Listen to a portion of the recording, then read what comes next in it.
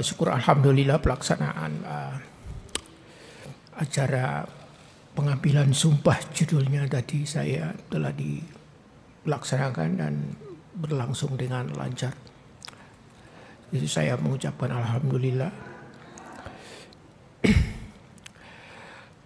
Ada tugas berat yang diembankan kepada kami. Sebelumnya kami sudah mengemban tugas ini sebelumnya, yaitu sebagai wakil ketua. Tapi kemudian dengan dinamika segala perkembangan yang berlangsung, teman-teman sudah tahu seperti apa situasi yang sekarang dihadapi oleh lembaga Komisi Pemberantasan Korupsi. Sampai tiba pada titik yang seperti ini, kami ditunjuk untuk menjadi ketua sementara, gitu nomenklatur yang digunakan di dalam Kepres yang dibacakan tadi.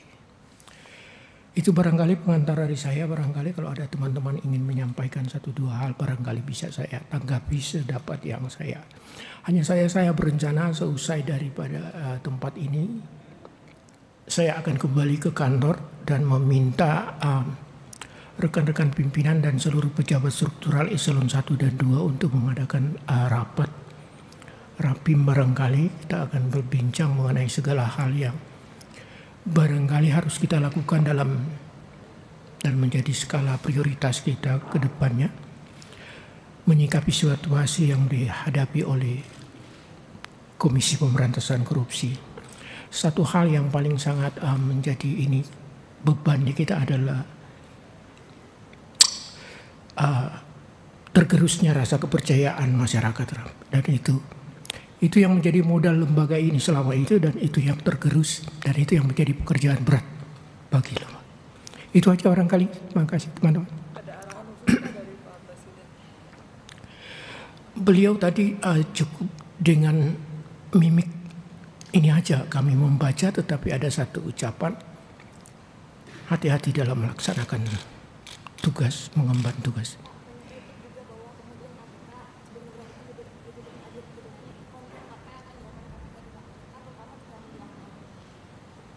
Itu yang akan kami tadi kami sampaikan, bahwa sekembalinya dari sini kami akan memanggil.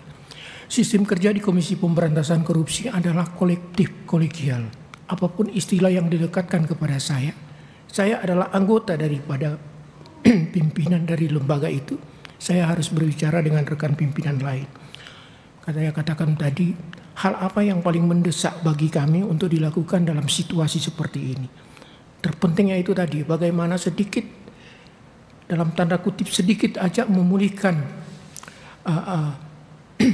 tergerusnya rasa kepercayaan masyarakat ini pada lembaga. Itu aja barangkali. Untuk kasus-kasus korupsi seperti korupsi di Kementan, lalu kasus korupsi BTS, seperti apa rencananya Pak kelanjutannya? Yang Kementan kami ya, yang BTS itu Pak Jaksa Agung dan teman-temannya, kami tetap melakukan pemantauan dalam kapasitas Komisi Pemberantasan Korupsi sebagai lembaga yang mensupervisi segala penanganan perkara korupsi oleh pihak lain juga. Kami hanya sebatas sejauh ini memantau perjalanannya. Tetapi untuk Kementan perkara itu akan berjalan sebagaimana. Tersangka lain Pak? Tersangka lain maksudnya? Sejauh ini akan ada tambahan tersangka lain atau seperti? Sejauh ini masih yang ada sekarang 3 tersangka untuk perkara Kementan. Yang sering ditanyakan oleh publik adalah keberadaan Harun Masiku dari awal kepemimpinan Pak Firly ini untuk pemimpinan 1 tahun terakhir dari pimpinan KPK ini seperti apa nih Pak? Ketika kita melakukan rekrutmen terhadap deputi penindakan yang baru, saya memberikan dan teman-teman pimpinan yang lain menanyakan apa yang bisa dia lakukan dengan sejumlah persoalan di kedeputian penindakan. Satu hal yang ingin kami tanyakan kepada dia, upaya penanganan terhadap penangkapan terhadap DPO Harun Masiku. Yang bersangkutan kemudian berkomitmen. Karenanya kemudian beliau meminta kepada kami untuk melakukan semacam pembaharuan terhadap surat tugas dalam kaitannya dengan upaya pencarian terhadap Harun Masiku. Dan itu yang dilakukan oleh yang bersangkutan. Kami telah mengeluarkan produk-produk surat yang baru yang dibutuhkan oleh deputi penindakan yang baru ini untuk melaksanakan upaya pencarian itu. Berarti ini menjadi salah satu kasus prioritas di KPK di 1 tahun terakhir atau gimana? Semua perkara-perkara yang masih dan berstatus seperti itu menjadi prioritas daripada Komisi Pemberantasan Korupsi. Pak, ini kan tahun politiknya Pak, kira-kira apakah misalkan biasanya suka ada pelaporan terhadap misalnya dengan paslon atau tim ses berkorupsi itu, apakah kita akan ditindak oleh KPK Pak selama masa ke depan ini Pak? Sudah ada pernyataan sebelumnya dari rekan-rekan pimpinan yang sebelumnya bahwa kita tidak menangguhkan segala bentuk laporan, kita akan bekerja dengan mekanisme yang ada.